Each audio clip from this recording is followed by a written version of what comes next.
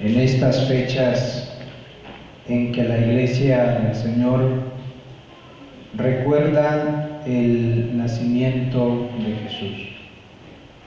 Ciertamente, durante todo el año recordamos sobre este evento importante, pero en estas fechas de una manera especial. Se trata de entender, comprender lo que Dios tiene para la vida de cada uno de nosotros. Y nosotros sabemos perfectamente la razón de la venida de Jesús. Si yo les pregunto por qué vino Jesús, cuál fue la razón de su venida a este mundo, seguramente usted tiene una respuesta perfectamente bien. Y sin duda sabemos que Él vino a rescatar al hombre de sus pecados. Dice el escritor de Hebreos que el propósito de la venida de Jesús fue librar de la potestad de la muerte al ser humano que estaba cautivo en el pecado, en la muerte.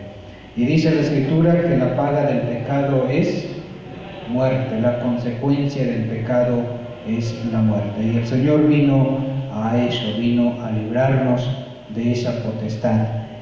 El día de hoy quiero compartir con ustedes sobre el tema el Verbo hecho carne, basado en el Evangelio de San Juan, capítulo 1. Si ustedes tienen ahí sus Biblias, vamos a considerar este tema el día de hoy, el Verbo hecho carne.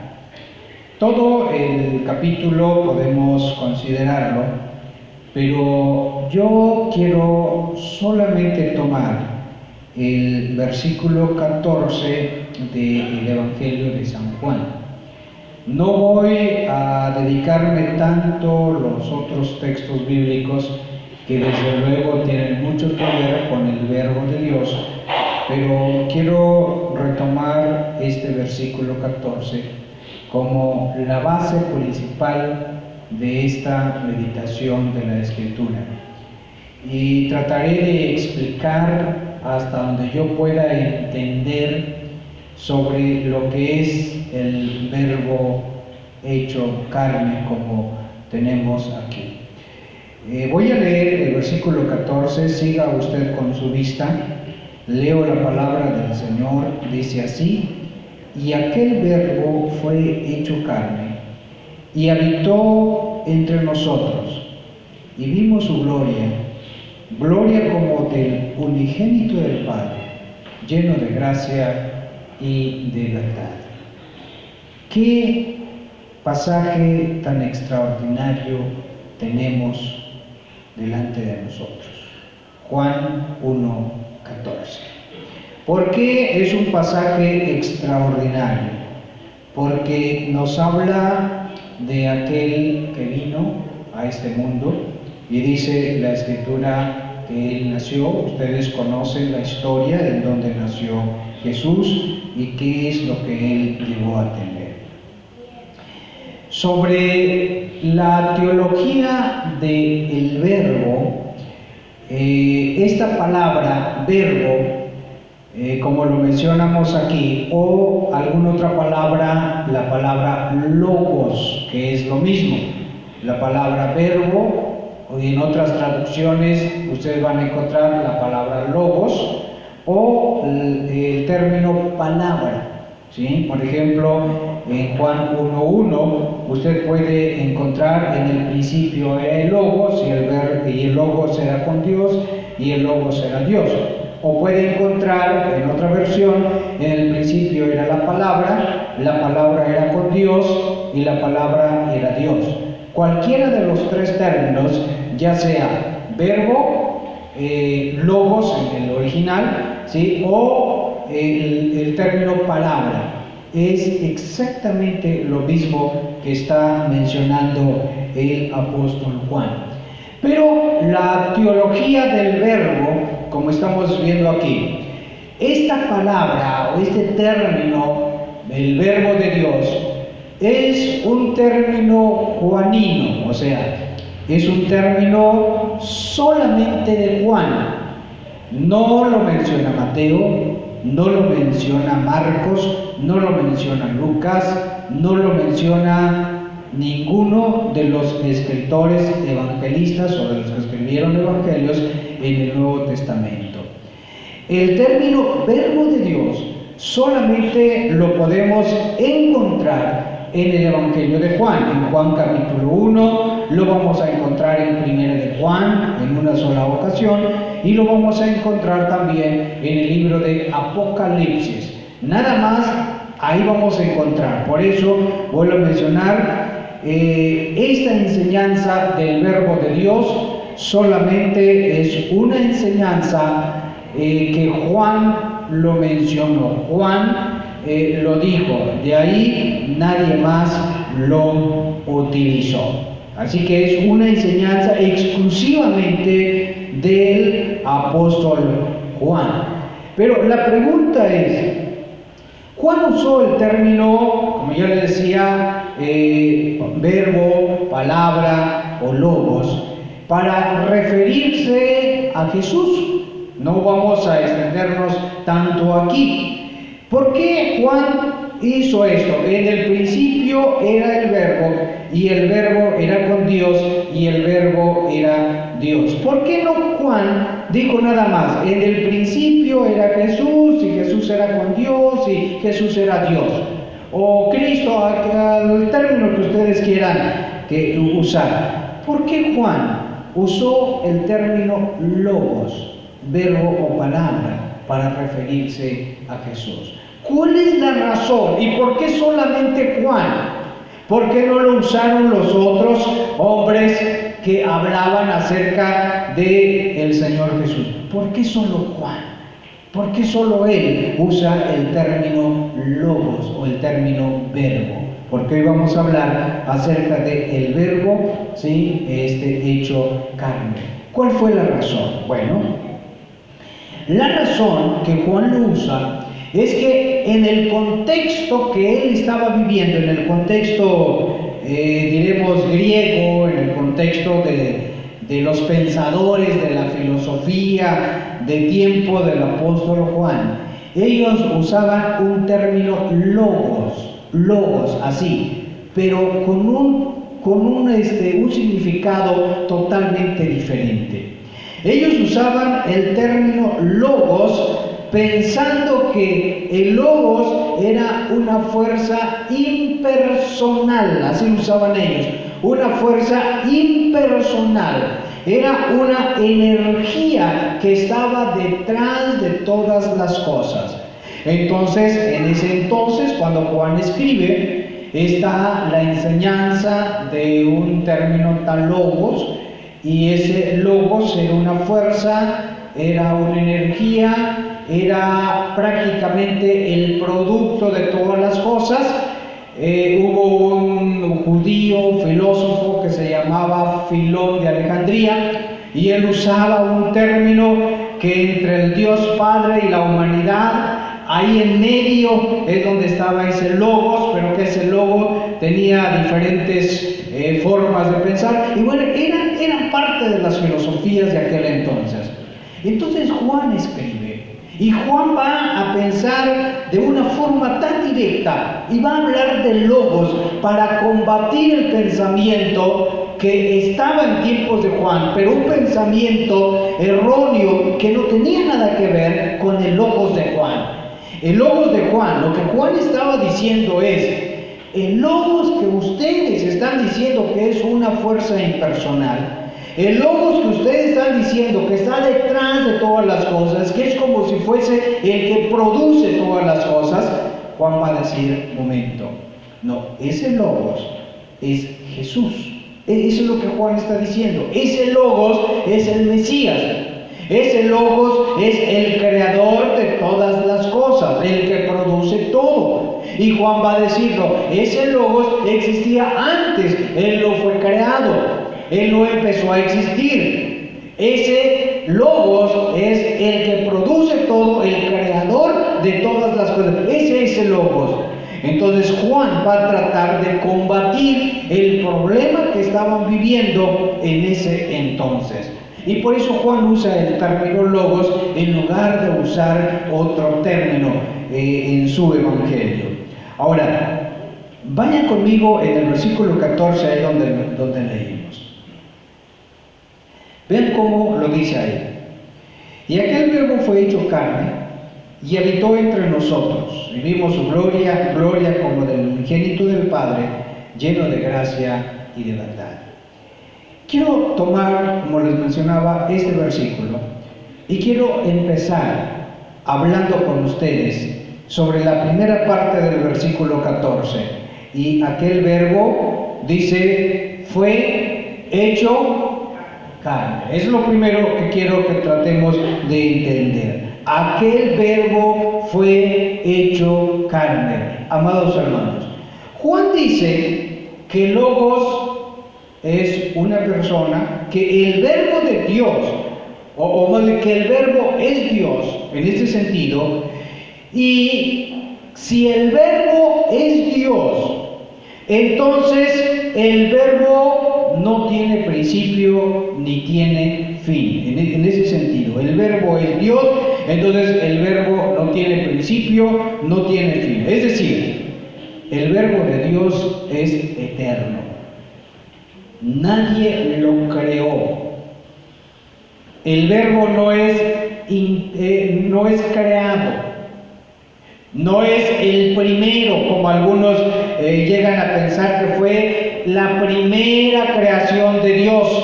No. Juan está diciendo el verbo no es creación de Dios. El verbo es algo que existía porque es Dios mismo. Por eso dice Juan, en el principio era el verbo y el verbo era con Dios y el verbo era Dios. Dice, no es creado, Él es eterno. Jesús estaba consciente de eso a lo largo de su ministerio. Escuchen las palabras de Jesús que dijo cuando Él ya estaba en su ministerio. Él dijo esto: antes que Abraham fuese, yo soy. Esas fueron las palabras de Jesús. Antes que Abraham fuese, yo soy. Desde luego, los enemigos de Jesús, esos no lo creían. Otra ocasión, en la oración sacerdotal de Jesús, en Juan 17, Él oró así: ahora pues, Padre, glorifícame tú al lado tuyo con aquella gloria que tuve contigo antes que el mundo fuese. Esas fueron las palabras de Jesús. Antes que el mundo fuese. Entonces, cuando vamos a la Biblia, podemos entender el logos que menciona Juan capítulo 14, el que fue hecho carne, no empezó cuando nació en Belén. No inició su vida, ella era antes de, ella existía antes. Él es el eterno, podemos decir, es el verbo eterno de Dios. Ahora, aquí quiero que lo comparemos un poco en nuestra vida. El lenguaje humano, nosotros como seres humanos, tenemos un lenguaje diferente al lenguaje bíblico, al lenguaje de Logos. Nosotros decimos, todo tiene un principio y todo tiene un final. Alguien puede decir, Jesús tuvo un principio y tuvo un final. ¿Tuvo principio Jesús? Alguien podría decir, sí, Jesús nació y también murió. Y alguien puede decir eso, porque estamos acostumbrados a ese lenguaje, principio y fin, principio y fin. Y todo tiene un principio y todo tiene un fin. Eso es lo que nosotros decimos. Por ejemplo, los cielos se envejecen. Los cielos se envejecen. Los planetas. Y todo se envejece. Yo les digo, las plantas y los animales mueren, ¿sí o no? Aunque haya un animal que viva muchos años, pero tarde o temprano va a terminar. Todo termina. Ese es nuestro lenguaje que tenemos. Aún puedo decirle que los objetos y la ropa que usted tiene se deterioran. ¿Ve usted cuánto de tiempo le tarda la ropa? ¿Cuánto de tiempo le tarda un par de zapatos? Y todo se deteriora, todo se acaba. Todo llega un término en que esto se va a terminar. Pero no solamente esto. También, hermanos, los años dejan huellas en el ser humano. ¿Ve usted?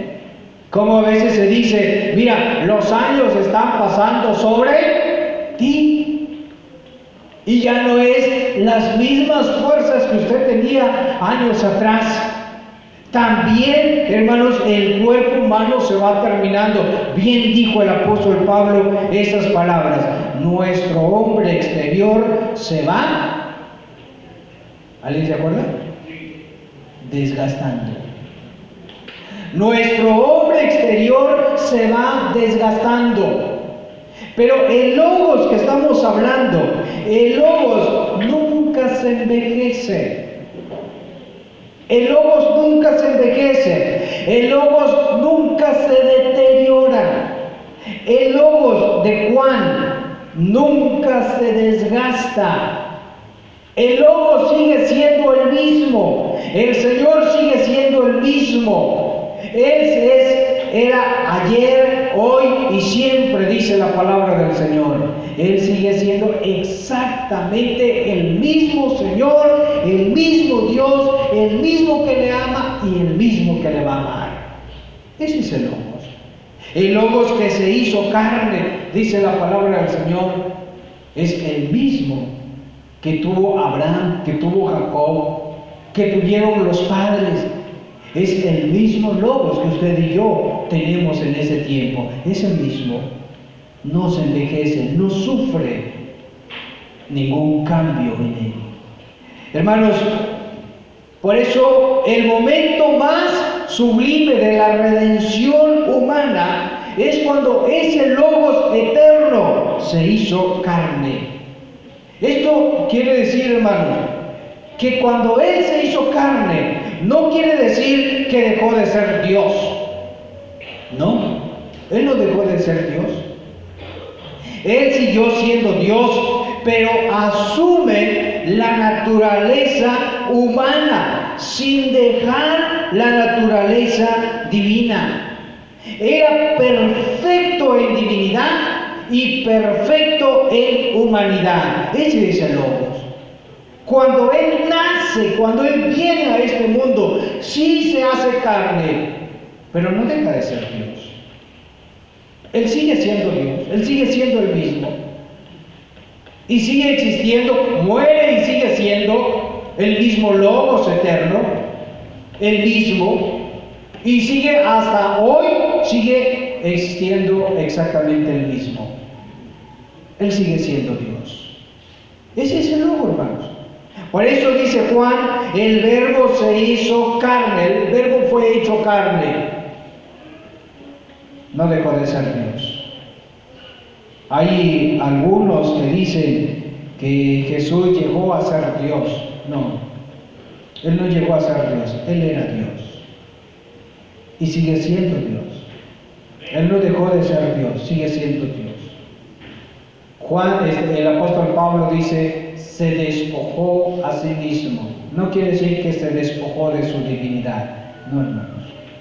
Él nunca se ha despojado. Él sigue siendo exactamente Dios. Tomó una naturaleza humana, pero sigue siendo Dios. Así que ahí está el verbo de Dios, hecho carne. Y eso es la parte que interesa en esta parte. Versículo 14. Y aquel verbo fue hecho carne. Y lo segundo que quiero que veamos, ¿qué dice ahí?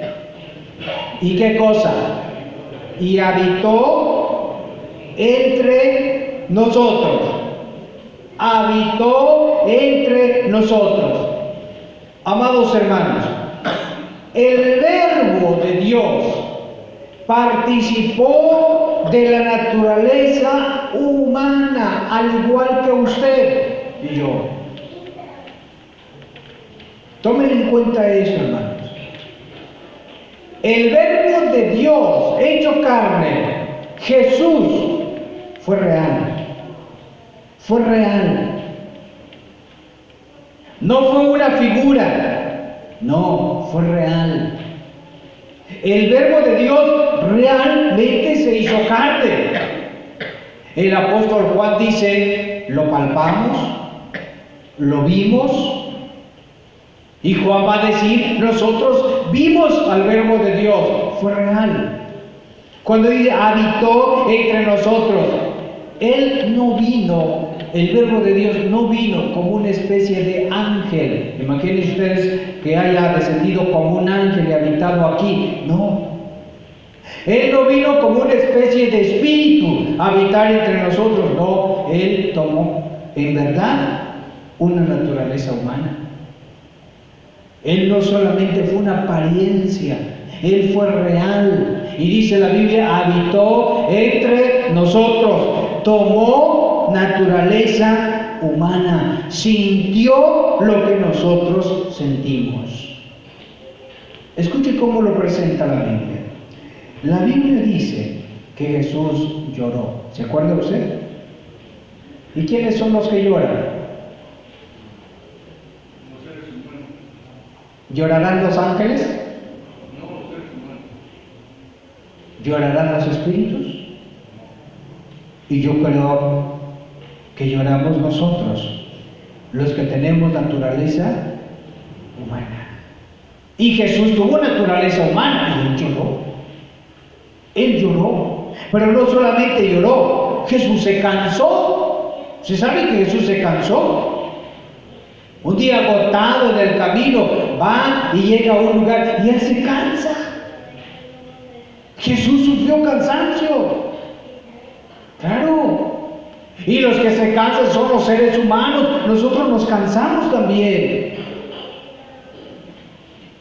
Pero no solamente se cansó. Dice la Biblia que Jesús tuvo sed. Jesús pidió varias veces agua que le dieran de beber. Él supo lo que es tener sed. Él llegó a tener hambre, ¿se acuerda? Ayunó 40 días en el desierto y allá tuvo hambre. Jesús tuvo hambre como usted y yo, pero también tuvo sueño. ¿Cuántas horas llegaría a dormir Jesús? Si vamos a la Biblia, vamos a darnos cuenta que Jesús también dormía. ¿Y saben cómo le llamaban a Jesús? A Jesús inclusive le decían, tú eres un bebedor, tú eres un comelón. Y así le llamaban a Jesús, porque veían cómo Jesús en verdad estaba con los demás. Ahí está el Señor, sufriendo en la naturaleza humana. Y también dice la Escritura que Jesús llegó a tener tentaciones. También sufrió. El verbo de Dios pasó por todas las debilidades que usted ha tenido durante toda su vida. Dice el escritor de Hebreos lo siguiente: debía ser en todo semejante a sus hermanos. Debería ser semejante en todo a sus hermanos. Y Él fue semejante a nosotros. Fue semejante en todas las áreas, en todo lo que tiene que ver. Fue semejante cuando Él vino a este mundo. Amados hermanos, Jesús habitó entre nosotros, vivió como nosotros, sufrió como nosotros, con el propósito de ayudarnos en nuestras debilidades, con el propósito de destruir al que tenía el imperio de la muerte. Jesús se hizo hombre con ese propósito, con esa finalidad. Por eso cuando dice la Biblia, habitó entre nosotros, quizá no entendamos en toda su extensión protección, todo esto, pero Él vino para habitar en su familia. Él vino para morar en su hogar. Él vino para habitar ahí con usted. Y el Verbo de Dios le comprende perfectamente a usted en todas sus dificultades. Ese es el Verbo de Dios, el Verbo que habitó entre nosotros. Por eso puedo decirles el día de hoy, hermanos, Jesús, el Verbo de Dios, no es ajeno a sus preocupaciones, no es ajeno a sus dolores, no es ajeno a sus angustias. Él le comprende bien a usted, entiende sus problemas, entiende sus dificultades. Él sabe a veces lo que usted está pasando. Por ejemplo, si yo les pregunto, ¿quién es el que entiende perfectamente bien a la persona que tiene hambre? ¿Quién es el que lo comprende? El que ha pasado por hambre. Usted no puede ir y decirle a una persona, comprendo bien lo que es sentir hambre, si usted nunca ha pasado por hambre. Usted no puede decirle eso. Porque hay personas que a lo mejor han sufrido, no han comido un día o 2 días y no han probado alimento. Creo que usted no. Pero Jesús, ¿por qué digo que comprende bien el sufrimiento humano? Porque Él sabe lo que es sufrir. Si yo les pregunto, ¿sabe Jesús lo que es sentir dolor? ¿Alguna vez Jesús sentiría dolor? ¿Creen ustedes? ¿Comprenderá Jesús cuando usted está pasando por un fuerte dolor de cualquier parte de su cuerpo? Porque Él lo sufrió. El que mejor comprende su vida es el Señor. Nunca pierda de vista esto. Nunca pierda de vista y déale gracias a Dios porque el Verbo hecho carne habita en nosotros, habita con nosotros y Él comprende sus preocupaciones. Él entiende sus dolores. Él entiende sus angustias. Vaya a Él. De veras, vaya a Él. Él vino para habitar entre nosotros. Mi pregunta el día de hoy es, ¿dónde habita Jesús? ¿Dónde habita el Señor? En el libro de Apocalipsis, usted conoce aquella historia en una de las iglesias, que el Señor dice, yo estoy a la puerta. ¿Se acuerdan ustedes? ¿En dónde está Jesús? ¿Adentro o afuera de la puerta? En el libro de Apocalipsis. ¿Sabe dónde está? Está afuera. Y dice, estoy tocando porque yo quiero habitar con ustedes. Jesús vino a este mundo para habitar con ustedes. Él quiere morar en su familia. Él quiere vivir en su hogar. Él ha venido para eso. Permita que el Señor habite en ustedes. Cuando Jesús habita en nuestra familia, las cosas cambian. Todo tiene que ser diferente. Dios cambia los corazones, Dios cambia los pensamientos, Dios cambia las ideologías, Dios cambia. Cuando usted permite que el Señor habite ahí, deje que Cristo habite en su familia, deje que Cristo habite en su hogar. El Señor quiere modificar lo que hay en su corazón. Él vino para habitar con nosotros. Haga suya esa palabra del Señor que dice, y habitó entre nosotros. Y dígale, Señor, quiero que habites conmigo, que habites en mi familia, que habites en mi hogar. Eso quiero yo. Habitó entre nosotros. Dice el versículo 14, vuelvo a leerlo. Aquel verbo fue hecho carne y habitó entre nosotros, y vimos su gloria, gloria como del unigénito del Padre. ¿Qué dice, hermanos? Versículo 17. Vean lo que dice ahí. Porque de su plenitud tomamos todos. ¿Y qué dice? Gracia sobre gracia. Versículo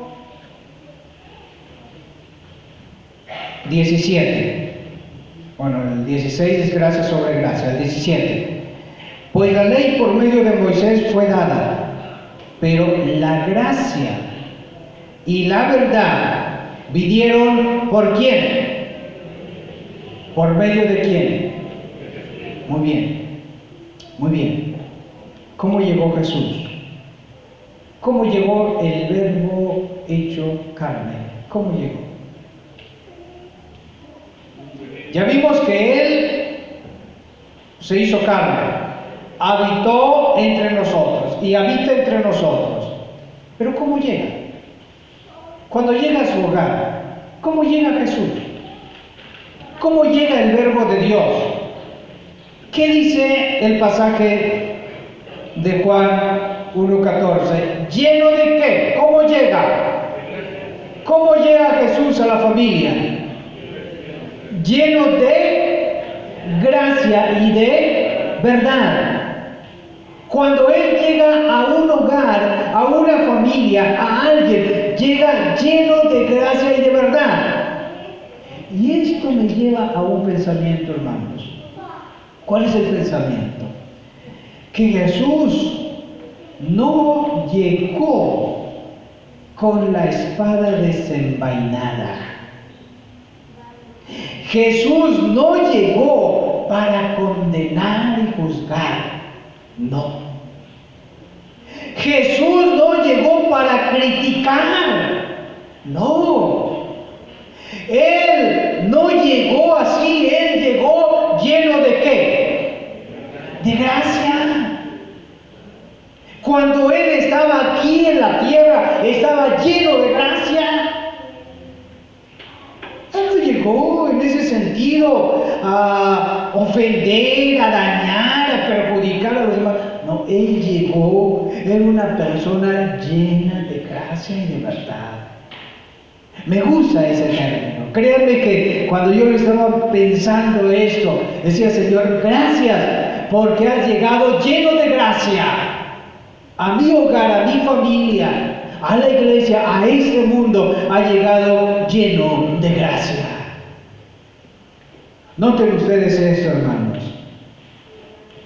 Cuando Jesús estaba aquí en la tierra, un día pasó por Samaria y en el pozo de Jacob se encontró con una mujer. ¿Cómo se llamaba la mujer? ¿Alguien se acuerda? ¿Quién sabe? Nada más se le llama que es la mujer samaritana. Y llega. Y cuando Jesús sabe cuántos maridos había tenido, ¿cuántos maridos había tenido? 5. Y el que ahora tenía, entonces ya iba por el sexto marido. Cuando Jesús supo que ya eran 6 varones que habían pasado por su vida, ¿qué hizo Jesús? ¿La criticó? ¿La condenó? Es que tú eres una pecadora, mira. ¿Verdad que no dijo eso? Porque Jesús vino, ¿qué cosa? Lleno de gracia. No condenó a la mujer, no la criticó, no. Él traía un corazón lleno de gracia. Él no vino a eso. En otra ocasión, unos varones enemigos de Jesús le llevaron a una mujer que la habían encontrado en adulterio. Y le dijeron, maestro, según la ley, esta mujer hay que apedrearla. ¿Tú qué dices, maestro? Y el que dijo, adelante, apedréenlo, porque así dice la ley. ¿No dijo eso? ¿Por qué no dijo eso? ¿Por qué? Porque él vino lleno de ¿qué? Gracia. No vino a condenar, no vino a juzgar, no vino a criticar. Él venía lleno de gracia. Y ahí está el Señor. De razón, cuando María derrama el perfume sobre Jesús, los demás venían y decían, mira lo que hizo esta mujer, mejor se hubiera vendido y dárselo a los pobres el resultado de la venta. ¿Y Jesús qué le dijo?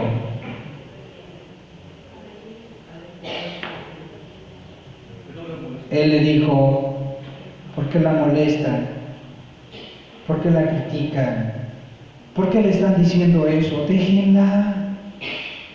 Déjenla, ya usted sabe lo que sigue, ¿no? Pero dice, déjenla, no la critiquen. ¿Por qué hizo eso Jesús? Porque el verbo de Dios vino lleno de ¿qué? De gracia. Por eso es que dice la palabra del Señor que lleno de gracia y de verdad. Cuando Él estaba en la cruz del Calvario, sus enemigos lo estaban clavando y clavando y clavando, y mientras Él lo clavaban, ¿cuál fue su oración? ¿El que dijo? Perdónanos. ¿Por qué? Porque no saben. ¿Pero por qué dijo perdónalos si lo están clavando? Él nunca dijo una palabra condenatoria. Nunca. Nunca fue al Padre y le dijo, Dios, destrúyelos. Dios, quítales la vida. No. Él les deseaba lo mejor. Porque estaba lleno de ¿qué? De gracia. Y el Señor en su primera venida a este mundo vino lleno de gracia. A eso vino el Señor. Vino lleno de gracia, dice la palabra del Señor, que a eso vino. Claro, vendrá por segunda vez y ya no vendrá porque ahora va a venir como juez. Ahora ya vendrá por segunda vez a juzgar a los vivos y a los muertos, pero en su primera venida vino lleno de gracia. Y desde luego dice, ¿y de qué más? Y de verdad. Eso quiere decir que el Señor corrigió lo que estaba mal, ¿sí? Vino lleno de gracia y de verdad. Corrigió lo que estaba mal. Pero quiero enfocarme en ese sentido, lleno de gracia. Cuando el verbo de Dios llega a su familia, llega lleno de gracia y desde luego lleno de verdad. Si Él ha llegado a su hogar, a su familia, Él está lleno de gracia. Derrama sus misericordias, su bondad, su amor en su vida, porque tenemos un Dios lleno de ¿qué? De gracia. ¿Qué le parece, hermanos? ¿Disfruta usted de la presencia de Dios en su vida? ¿En su hogar habita Jesús? Usted puede decir, el Señor que habita en mi casa está lleno de gracia. Todos los días me levanto y la gracia de Dios está ahí. Salgo y la gracia de Dios está ahí. ¿Y cómo me bendice Dios? ¿Cómo me ayuda Dios? Cuán grande es Dios en mi vida, porque Él está lleno de gracia. En ese sentido, hermanos, qué bonito es la palabra de Dios. Ahí está el Señor. Que este Señor que está lleno de gracia, en verdad, puede estar habitando en su familia, en su hogar. A eso vino. El verbo de Dios, lleno de gracia y de verdad. Ahora, yo pensaba también en otro sentido. Permítanme aquí pensar de una forma rapidita. ¿Quién estaba lleno de gracia y de verdad? ¿Quién? Jesús, el verbo de Dios. Y él dijo, aprended de mí, aprended de mí. Lo que yo os he hecho, ¿qué dijo? Haced también vosotros. ¿Qué es lo que quiero decir con esto? Que el Señor nos dejó un ejemplo a seguir. Y cada uno de nosotros debemos ser cristianos llenos de ¿qué? De gracia y de verdad. Es decir, cuando una persona está llena de gracia, es una persona que trata bien, es una persona que ayuda, que colabora, está llena de gracia. Por lo tanto, mis amados hermanos, no solamente la gracia del Señor y la verdad hacia nuestra vida, sino nosotros también. Somos los receptores de la gracia de Dios. Somos los receptores de la verdad de Dios. Y nosotros debemos estar llenos de la gracia de Cristo para poder dar gracia a los demás. Debemos llenarnos con esa gracia del Señor. Y de esa manera que los demás vean en nosotros que en verdad estamos llenos de gracia. Eso es importante. Por lo tanto, amados hermanos, si la gracia de Dios está sobre nosotros, que Dios nos ayude para actuar de esa manera con los demás, con paciencia, con prudencia, tratar a los demás de la mejor manera, porque la gracia de Dios está en nosotros y está con nosotros. Yo deseo, amados hermanos, que la gracia de Dios llene su vida, que la gracia de Dios llene su corazón, que la gracia de Dios llene su familia. Y hoy pueda decirle, Señor, dame más de tu gracia, dame más, ayúdame a reflejar tu gracia y tu bondad. Concluyo con esto. Su gracia sigue sosteniendo nuestras vidas y nunca nos da lo que merecemos. No. Sino que su misericordia es mayor. Y derrama gracia sobre gracia en nosotros todos los días. Y es su gracia la que nos levanta y la que nos tiene de pie. Y es la gracia de Dios la que sostiene nuestras vidas. Que Dios bendiga la vida de ustedes. Que Dios bendiga esta iglesia de Sinaí. Y que la iglesia esté llena de la gracia de Dios. Que Dios bendiga su familia. Y que en su familia la gracia de Dios esté. Que Dios bendiga su vida y su corazón esté llena de la gracia de Dios. Estemos de pie y oremos al Señor. Te agradecemos, Padre,